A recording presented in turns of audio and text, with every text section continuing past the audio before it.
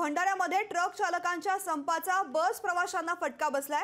भंडारा आगाराच्या 250 बस फेऱ्या रद्द झाल्यात। बस नसल्यामुळे प्रवाशांचे हाल होत आहेत। चालकांसाठी नवीन कायदा अस्तित्वात आणण्यात येतोय। चालकांच्या हातातून अपघात घडून त्यात कोणाचा मृत्यू झाल्यास त्यांना सरळ 10 वर्षांचा कारावास आणि द्रव्यदंडाची शिक्षा देण्यात येणार आहे। याच्या विरोधामध्ये ट्रक चालकांनी नागपूर कलकत्ता राष्ट्रीय महामार्गावर नागपूर जिल्हा बंद पुकारलेला आहे।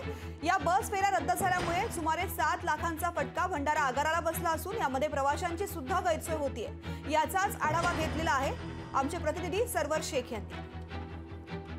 मी नागपूरला मला अर्जंटमध्ये जायचं होतं आणि आज कसं 1 तारीख असल्यामुळे कसं बसेसचे हे संप सांगून राहिले आहे, तर हे बरोबर नाही आहे।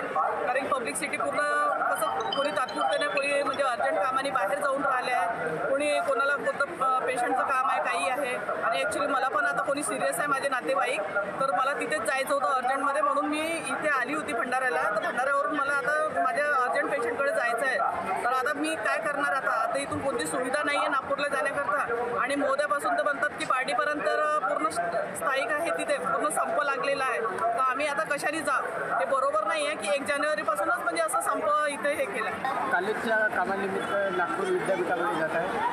आता भंडाऱ्यापर्यंत या ठिकाणी आम्हाला तिकीट दिली आहे, त्याच्यानंतर समोर जाताना खूप तकलीफ आहे। आता भंडाऱ्यात येऊन आम्ही फसलो आहोत, त्याच्यामुळे हे जे ड्रायव्हर लोकांनी स्ट्राईक केलेलं आहे, त्यामुळे जनतेचं खूप हाल होतो। उद्या माझ्या मुलीचा पेपर आहे आणि मला अर्जंट माझ्या घरी जायचं आहे।